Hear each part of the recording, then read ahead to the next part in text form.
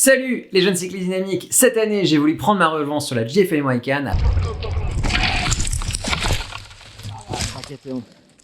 Oh merde. Alors spoiler, la revanche est prise, j'ai ma médaille de finisher, je vous emmène sur cette journée exceptionnelle. Allez, c'est parti.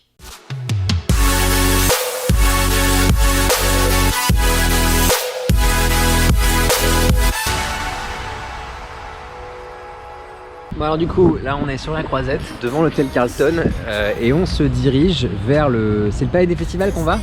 Ouais. Où il y a la soirée VIP du vendredi soir, la course est après-demain, et on est invité par GFL Moi France à passer la soirée là-bas. Faut qu'on remonte la croisette dans cette direction, enfin je crois, et on va voir ce qui s'y passe.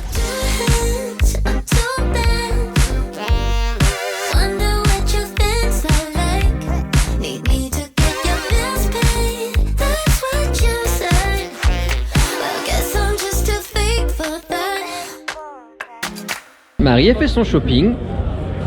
Hop là. Tu penses quoi de ce maillot? J'aime bien moi, avec les fleurs. C'est vrai qu'il a un look un peu affirmé. Ça change des maillots unis et tout noir. Pas mal. Du coup, on est le samedi matin. La course est demain et on a la journée de samedi pour juste kiffer. Et là, le premier kiff de la journée, bah, c'est le petit déj. Du coup, après un bon petit déj, on est sur le vélo, on va faire un petit tour. Et franchement, en matière de température, c'est assez absurde. C'est la première fois qu'on sort le cours. Ouais, non, c'est pas la première fois, mais quand même, il doit faire. Moi, c'est la première fois. Il doit faire genre 17 degrés quoi. J'espère qu'il fera pareil demain. C'est censé être couvert ce week-end et regardez, le ciel est magnifique. Et du coup, là, on rejoint le petit groupe de la sortie du samedi. On devrait faire une sortie de, je sais pas, 50 km, 2 heures. Histoire de prendre un peu nos marques, de nous défroisser après le train. Et puis de kiffer un petit peu quoi, parce que le temps est quand même ouf. J'ai vraiment hâte de rouler un peu. Du coup ça y est, on est en route avec notre petit groupe. Et là la thématique d'aujourd'hui bah, c'est pédalouiller, se faire kiffer quoi, parce que vu le temps qu'il y a, je pense qu'on n'aura rien d'autre à faire que de kiffer. Ça va être génial. Le groupe s'est un peu éparpillé dans cette montée de Tanneron, on va pas faire en entier. On va s'arrêter normalement juste avant, là il y a un replat ou une descente. Et Marie, regardez, elle a décidé de me mettre dans le vent. Je sais pas si on va la rattraper hein. Alors comme ça on a essayé de me fausser compagnie. Pourtant je monte tranquille hein. Ah bon? Me mets pas dans le talus. Touchez pas le... Tu es vraiment tranquille. Ouais. Oh là là, elle est trop forte. C'est une nouvelle Marie. Elle va trop vite. Je suis calée là à 160 BPM. Ça va, c'est facile. Ça va, ouais, c'est facile. Enfin, t'es I3 quand même. Oui. C'est pas genre, t'es en récup hein. Parce que moi je te crois pas. Parce que moi aussi je suis à 160 BPM. Ah là là là. Mais c'est chouette d'être de retour ici. Ouais grave, ça fait Ça m'avait plaisir. manqué, ouais. C'est sympa comme endroit hein. J'aime beaucoup aussi. Allez bah on va attendre le groupe. Parce que Marie elle a tellement tracé que ils sont 2 ou 3 à être devant. Et puis on va redescendre vers Cannes tranquillement. Bon, ok, le cyclisme dynamique, c'est le grand jour. Il est 6h, Marie elle danse. Il est 6h35. Sauf que dans le tête il est 5h35 parce que il y a le changement d'heure aujourd'hui. Du coup ça fait mal au cul. Enfin c'est un peu douloureux. Mais on va se diriger vers le petit déj de l'hôtel. On va manger, c'est bien d'ouvrir, on va manger tranquillement et après on va se diriger vers la ligne de départ à Cannes-la-Boca. Du coup ce matin j'ai fait un truc un petit peu chelou mais j'ai pris des œufs pour la forme parce que je trouve ça bon. Mais en fait pour être tout à fait honnête ça sert un peu à rien de manger des œufs maintenant. Et j'ai pris des pommes de terre. Voilà, comme source de glucides. Et de la focaccia parce que je trouve ça bon et que franchement j'ai envie de me faire kiffer. Marie, elle a pris un bol de céréales avec des œufs et une banane. Voilà. Donc rien plus... Enfin en réalité l'idéal c'est pas bouffer trop parce que comme le départ est dans moins de 2 heures, faut pas non plus se blinder le bide. Voilà. Et puis l'éternel café du matin. Voilà ça c'est le grand classique. Je pense que je peux pas... Ma voix ne changera pas tant que je n'aurai pas pris ce café. Les vélos sont parés, on a les dossards qui sont accrochés, la plaque de cadre qui est accrochée aussi. Moi, J'en ai une là, j'ai dû la mettre un peu décalée pour pouvoir mettre la caméra et mon sac à conneries. On a aussi le parcours qui est sur le cadre. J'ai aussi une caméra arrière pour tout filmer. Oui, cette fois-ci, enfin, on aura les images de tout. Et en plus, on a 2 heures d'autonomie. Donc là, normalement, on devrait avoir, enfin, en espérant que je tombe pas, évidemment, on devrait avoir des super images. Allez, hop, on est parti, on va se placer sur la ligne de départ. On arrive dans la zone de départ. Là, c'est le fond du sas. Du coup, nous, on va essayer de se foutre devant. Idéalement. Ok, donc nous, on a le passe droit. On gratte par le côté gauche. Parce qu'on a un dossard dit VIP. Ça, c'est vachement sympa.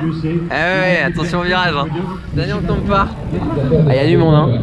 Il y a du monde aujourd'hui, regardez-moi ça. Un baroudeur, le baroudeur Stéphane Rossetton, on l'avait vu notamment à l'œuvre sur son premier et unique Tour de France auquel il a participé, c'était en 2019. Tu me parles un peu de cette course? Ouais, bah deuxième édition pour moi. Ouais. J'espère faire aussi bien que l'année dernière, Ouais. voire mieux. Voilà, il fait bon, j'ai la pêche C'est top. et il fait beau. Voilà, je suis super contente. On verra après, ça se trouve, j'espère que ça va aller. Et voilà, le départ de l'édition 2023 de cette JFN Waycan est donné. Là, tout le stress, finalement, prend forme. C'est-à-dire tout ce que j'ai vécu avant d'arriver sur la ligne de départ, tout ça devient très très réel d'un seul coup, quoi. Là, il faut que je me mette dedans, il faut que je me dise, il faut remonter, il faut rester haut dans le groupe et il faut se préparer à ce virage qui nous amène au pied de la montée du Tanneron dans le village de Pégomas. Évidemment, tout le monde a exactement le même plan de bataille. Regardez, ça va pas mal se bagarrer pour rentrer. Regardez le coureur à droite qui s'est faufilé à l'intérieur du virage. À chaque passage de rond-point, il y allait avoir plein de ralentissements, des coups de frein, etc. Ce qui va mettre de la tension dans le début de cette JFN Waycan 2023. Fort heureusement, pas de chute cette année, à la différence de l'an dernier dans cette portion du parcours. Pour moi, aujourd'hui, objectif, essayer de faire partie du premier groupe, ce que je n'ai pas réussi à faire l'an dernier. Et pour réussir ce défi, l'enjeu, c'est vraiment de se placer du mieux que je peux au tout début de la montée du Tanneron. Et c'est ce que je vais essayer de faire ici. Regardez, je suis beaucoup mieux placé que l'an dernier, même si je dois être potentiellement à la 50e position. La montée du Tanneron, comme en 2022, est abordée à un train d'enfer. Là, vraiment, ça roule très très fort dès les premiers pourcentages. Alors là, on est vraiment sur du faux plat. Ça va devenir un peu plus énervé au fur et à mesure. Et vous allez voir que cet objectif de faire partie du premier groupe ne va absolument pas être une mince affaire. Vous allez comprendre comment ça va se passer dans la suite de la vidéo. L'avant du groupe, on le voit, ici on va le voir, on va voir les courses décalées, hop là, voilà, on voit très très bien le groupe qui grimpe, là je ne suis pas très loin de l'avant, il est clairement en vue, par contre il faut remonter, en tout cas il faut se faufiler entre les coureurs qui essaient de suivre mais qui n'y arrivent pas, et sans y laisser trop d'énergie. Problème, cette année, le rythme d'ascension de la montée de Tanneron est beaucoup plus élevé que l'an dernier. Regardez, on est là, l'an dernier on était au-delà des 350 watts, là on est au-delà des 400 watts pour pouvoir maintenir le rythme dans les roues de ce groupe. Alors, c'est-à-dire que je profite de l'aspiration, mais c'est quand même pas suffisant. On monte à 27 km/h dans cette partie, c'est assez absurde le rythme qu'il faut imprimer pour pouvoir être dans le coup. Je m'approche de l'avant du groupe, fort heureusement, on le voit, il est de plus en plus proche, mais c'est déjà difficile. On le voit pas nécessairement à ma fréquence cardiaque qui est relativement basse par rapport à l'effort consenti parce que je suis pas vraiment bien échauffé, mais au niveau des jambes, ça me fait très mal. Là, on est vraiment, je m'attendais pas à ce que ce soit intense à ce point. Alors vraiment, je trouve que c'est beaucoup plus difficile que l'an dernier. C'est probablement dû au fait que c'est la deuxième édition de la JFN Waycan et qu'elle a donc dû attirer plus de bons coureurs, ce qui est extrêmement positif pour l'avenir de la cyclo. Au départ, aujourd'hui, nous sommes plus de 450, alors évidemment, il faut s'attendre à ce que le niveau soit plus élevé que l'an dernier où nous étions une centaine de coureurs en moins au départ. Et à l'approche du 9e kilomètre, je me trouve déjà dans une situation assez critique. Regardez, le groupe duquel je fais partie se désagrège complètement. Le groupe de tête, lui, est une cinquantaine de mètres plus loin et il commence à y avoir des forts écarts, des écarts qu'il va falloir boucher si je veux pouvoir faire partie de la bataille à l'avant et éventuellement espérer un top 20. Regardez là, pour pouvoir remonter sur le groupe, je dois faire un effort considérable. Allez, hop là, j'essaie de me déporter sur la gauche pour pouvoir raccrocher les wagons du groupe qui est devant Et pour pouvoir le faire, je vais devoir mettre plus de 400 watts et même plus au moment où il faudra faire le jump. Regardez, quand je vais passer à la gauche de ce coureur ici, je vais mettre plus de 500 watts pour pouvoir faire le jump, en tout cas tenter de faire le jump, arriver à ce moment-là où je me dis ça y est, j'ai plus beaucoup d'efforts à fournir, je vais y arriver. Si je mets l'effort au bon moment, peut-être bien que je peux raccrocher les wagons et me trouver moi aussi en position de disputer une très bonne place. Problème, ça me fait me mettre à bloc quoi, là, à 188 VPM après quelques kilomètres seulement d'ascension. Je me dis je peux pas continuer comme ça jusqu'au bout quoi. Enfin là il va falloir que je me foute dans les roues, et puis à un moment donné aussi que le rythme d'ascension finisse par ressembler à peu près au rythme auquel je peux espérer grimper jusqu'en haut. Je veux dire, l'ascension du Talon elle fait plus de 7 km, là on en a à peine fait 2 ou 3, même pas, hein. On est vraiment même pas à la moitié, hein. C'est déjà très difficile. Et je vais vraiment avoir du mal à rentrer tout à fait dans ce groupe. Je vais vraiment avoir du mal à me trouver une place là-dedans. Je vais toujours être un petit peu déporté, jamais vraiment tout à fait au contact, ce qui va du coup m'user d'autant plus et me faire subir les différents à-coups qui peuvent exister. Tant et si bien que malgré un effort de dernière chance que je produis maintenant, je vais me retrouver en très grande difficulté dès les tout premiers kilomètres du Talon, puisque c'est à la fin du 2e kilomètre, juste maintenant, que je comprends que mes jambes du jour, et mes jambes tout court, ne me permettront pas d'accrocher les wagons et de faire partie du premier groupe qui ira chercher la victoire sur cette JFN Waycan. Donc là, à ce moment-là, je me dis, il y a un tel écart. Il y a un tel écart de niveau entre moi et les mecs qui sont devant, il y a un tel trou qui est devant moi sur cette partie un petit peu moins pentue, qu'il va falloir se mettre dans un mode de gestion de l'effort sur la suite. Il en reste, il y a 5 km et demi avec un petit bout de descente, et essayer de voir s'il n'est pas possible de faire la course dans un autre groupe, dans un second groupe, tel que je l'ai fait l'an dernier. Du coup, je me suis retrouvé dans ce fameux second groupe. Ici, dans ce groupe-là, on joue potentiellement tous un top 20 quand même, hein. Enfin tous, pas tous, mais les premiers de ce groupe-là seront dans le top 20, ce qui est quand même vachement stylé, hein. Moi je trouve ça super stylé dans une cyclo. Mais pour ça, il faut survivre. Il faut survivre à 3 choses, il me semble. Il faut survivre au prochain col, qui est le col d'Availle, col de 13 km, pas très raide, mais assez long. Il faut survivre aux descentes, faut pas que les mecs fassent la descente et qu'on se retrouve dans le bas-côté comme ça m'est arrivé l'an dernier, et c'est pour ça que je viens ici prendre ma revanche sur la JFN Waycan. Et il faut aussi survivre à la dernière difficulté, celle de la montée du lac de Saint-Cassien, en gros pour sortir de cette partie un petit peu vallonnée et redescendre sur la côte. Il faut passer par cette bosselette qui a des passages très raides, et du coup il allait falloir survivre à tout ça. Du coup dans ma tête ce que je me dis c'est falloir serrer les dents jusqu'à la mi-parcours, puisque la plupart des difficultés se trouvent au début du parcours, et après éventuellement se retrouver des jambes pour la suite et pour pouvoir faire sa place, s'extraire de ce groupe à la fin. Pourquoi pas, voilà un petit peu le plan que j'ai en tête, survivre sur les longues bosses qui sont plus vraiment mon fort maintenant, et m'extraire, essayer de faire ma place, soit en utilisant les descentes si jamais je me sens à l'aise, soit en utilisant les toutes dernières difficultés du parcours. Vous allez voir ce dont je parlais dans la suite de la vidéo.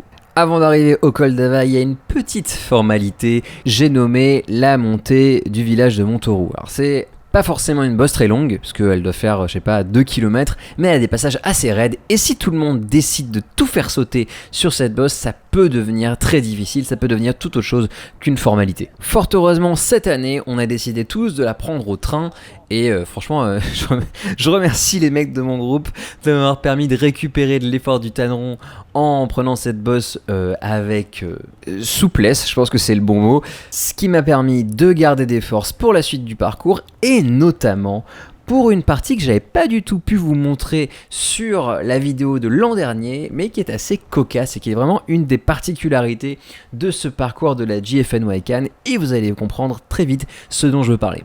Juste après le village de Montauroux, on redescend, il y a une bonne petite descente, sauf qu'on ne la fait pas en entier. On ne la fait pas en entier parce qu'on passe par une toute petite route, regardez à droite.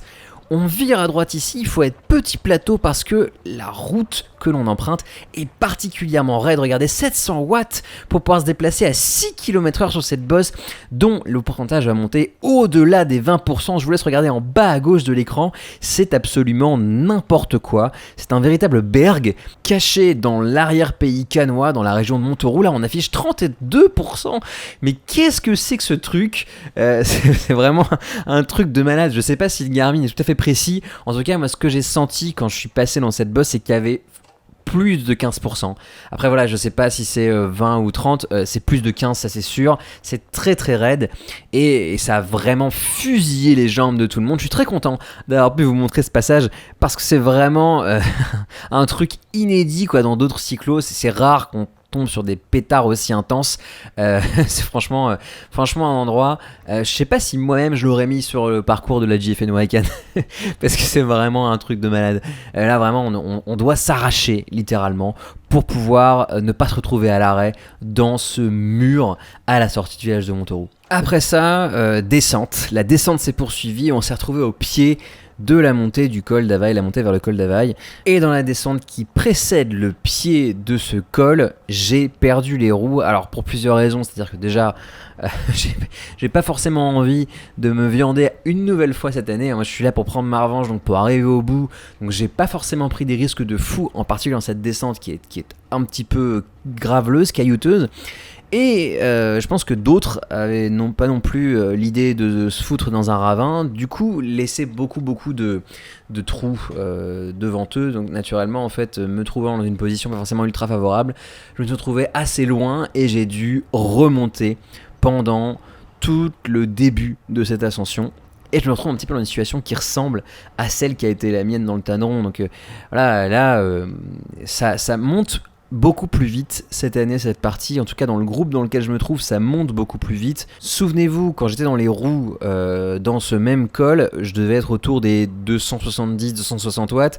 Là, ok, je suis détaché, mais je dois mettre systématiquement au-delà des 300 watts pour pouvoir rester plus ou moins en contact. Là, vous allez voir, quand on va virer vers la gauche, je vais me retrouver plus ou moins dans le groupe, et pour le suivre, il y a vraiment des mecs devant qui mettent des coups de boutoir pour le faire exploser, qui montent à un rythme qui est plus élevé que celui auquel je pense être capable de monter ce col, qui est quand même un col assez long de 13 km. Certes, il y a des replats et des parties descendantes, mais c'est quand même un truc, voilà, faut se dire, ça va probablement durer pas loin d'une heure, un peu moins, 45 minutes, et il faut trouver un rythme qui convient à ces 45 minutes. Et là, moi, franchement, après avoir vécu ce que j'ai vécu sur le Tanneron, là, je m'imagine pas pouvoir maintenir ce rythme pendant toute la durée nécessaire à l'arrivée à la bascule en haut du col d'Availle. À cette vitesse et dans ce groupe qui est en file indienne, qui a envie de se désagréger, on dirait une petite comète en montée, eh bien vraiment difficile de trouver de l'abri, vraiment difficile de trouver aussi la motive de se dire oh là là, franchement, il faut que j'accroche les roues parce que là on est vraiment dans les premiers kilomètres, c'est déjà très très dur pour moi. Je pense que il y a un facteur un peu d'épuisement, c'est-à-dire que ma fréquence cardiaque elle est pas très élevée. Je pense que dans un autre jour ou dans une situation moins de fatigue accumulée à cause du reste de la course, on est déjà au 40e kilomètre, eh bien j'aurais peut-être été capable de maintenir ce rythme-là sur cette ascension-là. Mais là, à ce moment-là, eh bien dans ma tête je me dis ça va pas être jouable de faire ça comme ça jusqu'en haut. Il reste potentiellement 10 bornes encore à faire. À ce rythme-là, ça va pas le faire. Et du coup, je laisse le groupe s'envoler. Et avec le groupe, s'envolent également mes espoirs de top 20. À ce moment-là de la course, on est au 43e kilomètre. Je sais que le top 20 n'est plus envisageable. Et ça, ouais, c'est triste. C'est triste. On est là, dans ma tête, il y a une petite musique un peu tristou qui se joue et où je me dis, ouais, bon, il faut que je me contente d'une place moins bien que celle que j'aurais espérée. Déjà que je fais pas premier groupe, en plus je fais pas top 20. Bon, il faut s'accommoder de ça. Il n'y a pas moyen de restart. On est là, c'est une autre course qui commence. Je sais pas du tout quelles peuvent être mes prétentions en termes de place. Là, je me dis juste, bon, je vais sûrement être récupéré par un autre groupe. Il va falloir bien figurer dans ce groupe-là. Espérons, et je ferai tout pour que ça arrive. Fast forward à la bascule du col d'Availle, on est au 53e kilomètre. Et là, en fait, va se passer un truc dans ma tête où je me dis, ça y est, j'arrive très proche de là où j'ai échoué l'an dernier. Souvenez-vous, dans la vidéo de la GFN Waikan 2022, qui est sortie l'an dernier, eh bien, je n'ai pas pu terminer la course. Pourquoi je n'ai pas pu terminer la course ? Je vous rafraîchis un petit peu la mémoire. Parce que j'ai chuté autour du 60e kilomètre. Ici, on se trouve au 53e kilomètre. Le 60e, il n'est pas très loin. La descente qui m'amène vers l'endroit précis où j'ai chuté l'an dernier, elle commence presque maintenant. À cet instant, je me dis, il faut que je rassemble l'énergie mentale, la concentration nécessaire à ne pas chuter au même endroit. C'est vraiment ma seule pensée maintenant à la bascule, au sommet du col d'Availle. Et dans la descente vers Seillan, c'est juste après le col d'Availle, le scénario se reproduit. Le scénario se reproduit, il y a des gars qui font la descente, je me trouve un petit peu esselé. Je dois rouler vite pour pouvoir maintenir le rythme et rester plus ou moins en contact, en tout cas les garder en ligne de mire. Et là, nous y voilà, on arrive au virage. C'est ce virage-là, regardez, hop, je le prends à la corde. Ah, je sors un peu large, mais c'est bon, le dévers ne me tue pas. Je me souviens avoir laissé échapper un petit mot, je sais pas un petit cri, mais un petit mot de victoire en mode c'est bon, je suis passé. J'ai réalisé le contrat, j'ai pris ma revanche sur ce virage-là, et maintenant, direction l'arrivée. On va essayer de tout faire péter sur la fin, sur cette GFN Waycan. Du coup, je vous passe tout le passage de transition où on s'est bien relayé dans mon groupe, où on a fait en sorte de rester ensemble, etc. Là, on arrive au 90e kilomètre, on est à 20 bornes de l'arrivée, il reste que dalle. Les corps sont fatigués, je suis fatigué, mais j'ai récupéré. J'ai récupéré et j'ai mes jambes de coursier. J'ai envie de faire un truc sur cette fin de course, j'ai envie de faire ma place, j'ai envie de me battre un peu, et puis surtout de m'amuser, j'ai envie de m'amuser, c'est quand même cool, on est là, enfin je veux dire quand on fait la course, on est là pour se faire kiffer, on est là pour l'adrénaline, on est là pour l'effort, on est là pour la baston, et en fait c'est moi qui vais l'initier, je vais l'initier de manière assez timide, je me dis pas, je vais tout faire exploser, j'avais pas un plan, je me disais pas, ouais alors cette boss là je la connais, je vais tout faire péter à cet endroit là, juste là j'ai vu qu'il y avait une petite pente qui devenait assez raide. Regardez, on voit cette route, hein, elle est très très large, mais en réalité la pente va être assez raide au niveau de la fin du bosquet là. Et ce que je vais faire, c'est que je vais accélérer en tête de groupe. Donc là, j'ai pas envie qu'on ralentisse dans cette espèce de faux plat qui serait dit, et je vais mettre un bon gros rythme quoi. Et derrière moi, ça fait immédiatement du dégât. Regardez derrière, là vraiment, on met les mecs au défi. Je me figurais pas que ça allait pouvoir faire autant de dégâts, mais en me déportant sur la gauche de la route pour voir un petit peu qui suit pas, je me rends compte qu'il y a quand même des mecs qui souffrent quoi. On va le voir très bientôt. Là derrière, là, ça a un petit peu désagrégé le groupe. En tout cas, ça les a mis à l'épreuve, les coureurs de mon groupe. Et là, ça me donne une idée. Je me dis, mais regardez, vous voyez, ça a quand même mis tout le monde en finalienne. Je me dis, mais est-ce qu'il serait pas possible que sur la suite de cette bosse, donc la bosse du lac de Saint-Cassien, là on passe l'autoroute et après ça monte, est-ce que ce serait pas possible que je mette mon attaque, quoi, l'attaque de la journée, et c'est ce que je vais faire, parce que là juste après ce rond-point, il y a un bon radar bien net, et il y a quelques pentes assez raides hein, sur la suite, et là je me dis, alors en fait si je démarre, en regardant derrière moi, il y a plus grand monde qui va suivre. Derrière cette bosse, il n'y a plus de la montée ou de la descente, donc c'est plutôt favorable à l'échapper, entre guillemets, parce qu'on est dans une cyclo, donc il y a vraiment d'échapper, puisque voilà, j'essaie de m'extraire de mon groupe. Mais si j'ai envie de faire les 20 derniers kilomètres tout seul, c'est éventuellement possible, surtout si je mets un gros coup de patte comme maintenant. Là, plus de 400 watts dans 10%, il y a quand même de quoi faire un gros écart et ça va faire des dégâts. Et regardez, effectivement, quand on regarde derrière, à ce moment-là, je n'ai pas jeté un œil une seule seconde derrière moi. Je me suis dit, je fais mon effort et basta. Mais derrière, c'est dur. Hein. Il y a vraiment de la souffrance. On le sent. Moi, je le pressentais parce que moi-même, je souffre. Hein. Là, je suis à fond. Voilà, on a carrément un coureur qui, je sais pas s'il a un problème mécanique ou s'il a crampé ou je sais pas quoi, mais il s'est arrêté net quoi, c'est vraiment dur. Et moi je poursuis. Je me dis, dès que c'est pentu, je mets un gros effort, et dès que c'est un peu moins raide, je me relâche pour pouvoir préparer le deuxième kick. Parce que là, le truc que je prépare dans cette partie un petit peu moins pentue, c'est la deuxième accélération. Vous voyez, là, le coureur qui est derrière moi, il s'est rapproché, il s'est mis dans ma roue. Ce qui s'est passé, c'est que dès que ça va redevenir raide, je vais en remettre un coup. Là, je vais remettre un coup de gaz. Et là, dès que ça repasse au-delà des 400 watts, on sent tout de suite que ça devient vraiment difficile pour mon camarade qui est derrière moi. Là, regardez, bam, presque 500. Hop, voilà. Là, on continue le travail. Et c'est bon, je suis parti. Et là, je sais que, étant détaché, je vais pouvoir m'intéresser au reste de ma course en mode échappé. Et ça, c'est un petit kiff. Franchement, sur une cyclo, si tu peux aussi te faire kiffer comme ça, c'est tout bénef. Et moi, franchement, c'est un truc que je trouve cool. Vous avez peut-être trouvé ça ridicule, ouais, le mec, il fait péter son groupe de 30e position dans une cyclo sportive. Je sais pas. Non, moi j'ai bien aimé. J'ai trouvé ça cool et j'espère que ça vous a plu aussi. À vous qui regardez sur la chaîne. N'hésitez pas à me dire en commentaire ce que vous pensez de ce moment. Si vous trouvez ça nul, si vous trouvez ça top. Moi en tout cas j'ai kiffé et j'espère que ceux qui étaient avec moi aussi, ils ont kiffé de se faire la bagarre, se faire la peau sur cette boss du lac de Saint-Gatien. Donc on arrive en haut de la boss.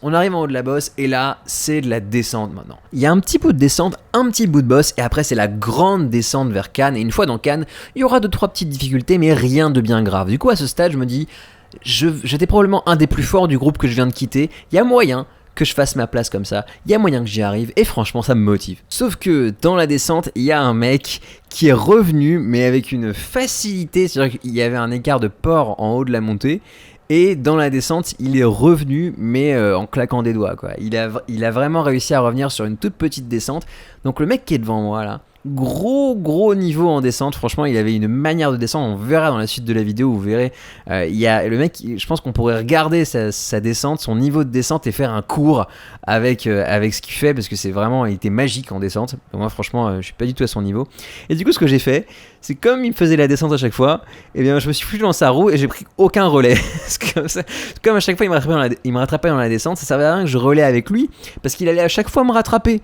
Du coup je gardais mon énergie à rester dans sa roue et à essayer de rester derrière lui dans la descente. Et vous allez voir, rester derrière lui dans la descente, c'était pas une mince affaire. Alors je vais y arriver sur quelques centaines de mètres au début de cette descente là, mais vous allez voir, dès qu'il faudra manœuvrer un petit peu avec un virage un peu technique, enfin pas forcément un peu technique mais juste avec un virage un peu prononcé, vous allez comprendre direct la différence de niveau qu'il y a entre ce mec et moi en descente. J'ai réussi à rester derrière lui pendant 1 km, mais là regardez, vous allez voir, il va y avoir un virage à gauche un peu prononcé.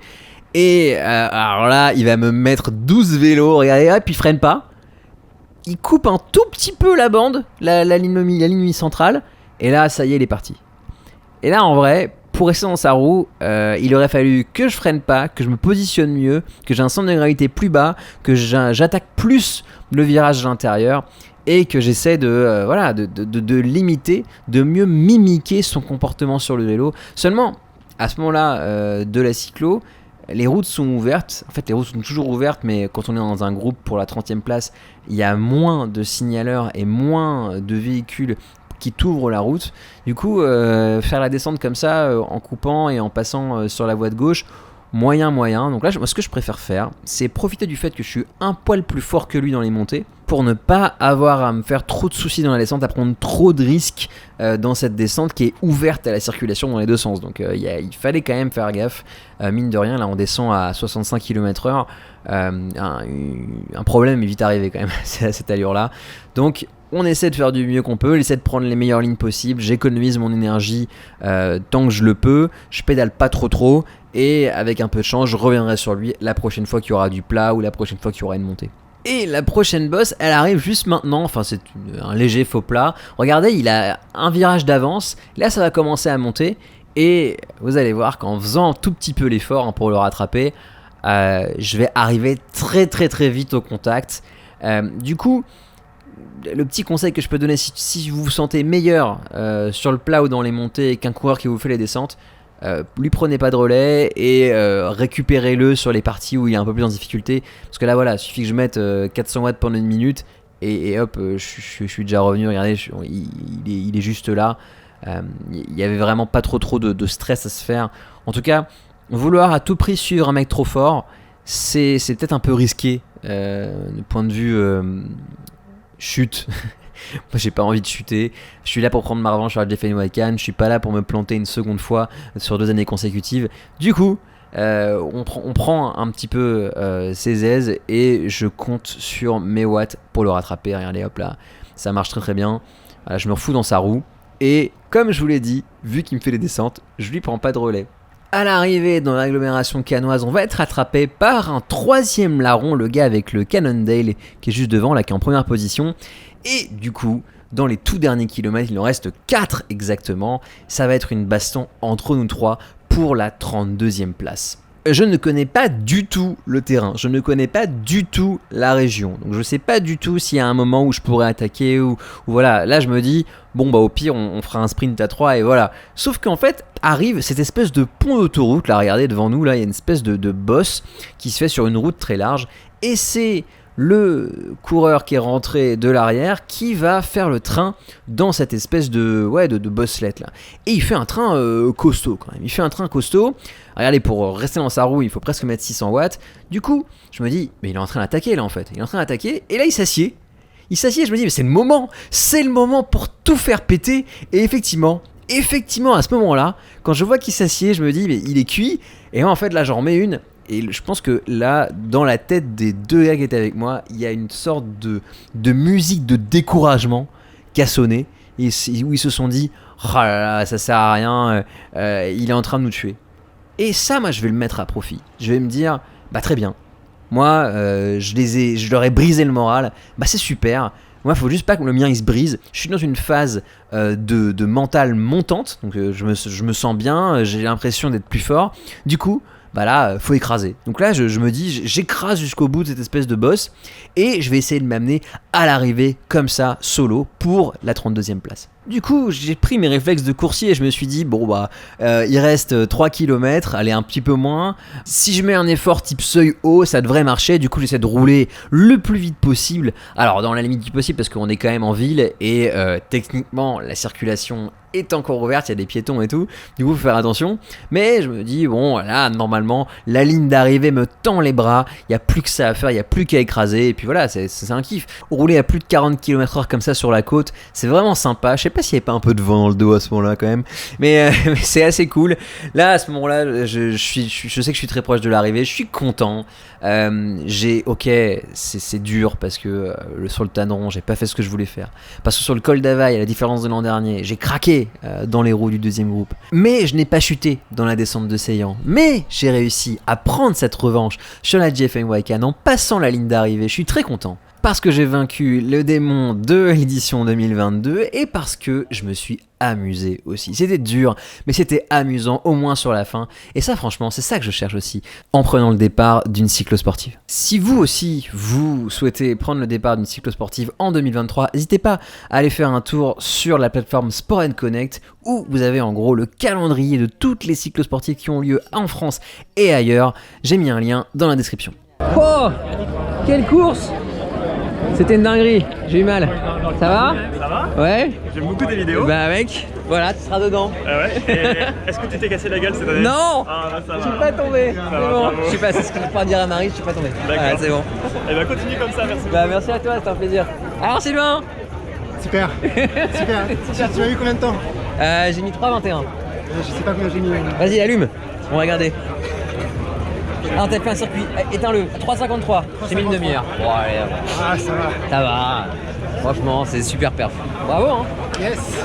T'es arrivé, t'avais l'air archi saucé, archi content. Ah bah ouais, c'est un bon petit challenge. Ouais, ça fait plaisir. Franchement, Faites des cyclos, les enfants. faites des cyclos. En plus, c'était la première de l'année, il faisait bon, il n'y a pas eu de problème. On n'est pas tombé. Non, On n'est pas il y a tombé. quelqu'un qui est tombé au même Ouais, moment ouais, que oui. l'an dernier. Apparemment, il y a 2-3 mecs qui sont tombés au moment, les pauvres. Franchement, c'est. En même temps, le Non, virage. le virage, ouais, oui, non, ouais. Mais moi, j'ai flippé, hein. Genre, j'ai failli, j'ai senti le vélo, il faisait whoop dans le dévers. Hein. J'étais pas bien. Je sais pas, ouais. Bon, on va attendre Marie, du coup. Marie, j'ai doublé dans le premier, dans le Tanneron. Ah ouais, après, on avait dit qu'elle devait gérer son effort dans le talon. Donc, c'est normal. Elle m'a dit, je gère, ça marche. Mais elle va être bien, franchement, Elle va être bien. elle a son plan dans la tête et c'est ce qu'il doit faire. Alors, habituellement sur les cyclosportives, il y a des pasta parties, et bah là, figurez-vous, il y a une burger party. Les gens ils font des burgers. Et le meilleur truc là-dedans, c'est que tous les gens qui ont un bracelet, donc tous les gens qui ont participé à la course, ils ont le droit à un burger. Du coup, on est tous en train de bouffer des burgers. Ça va? Je t'ai vu sur YouTube. Ah, il m'a vu sur YouTube. On va te le voir du coup. T'es d'accord? Non, d'ailleurs, je t'ai vu. Ah ouais? Bah ouais, bah du coup cette année je suis pas tombé. Là, c'est. Voilà. Là, on a Bravo. fait le truc bien. Bah merci à toi. Tu es venu, On est sorti aussi, merci à toi. À plus tard. Du coup je vais aller rejoindre les poteaux. On a déjà fini notre burger nous. Mais voilà, on est en plein débrief. Voilà. Franchement, ces petites après-courses là, c'est rarement aussi stylé.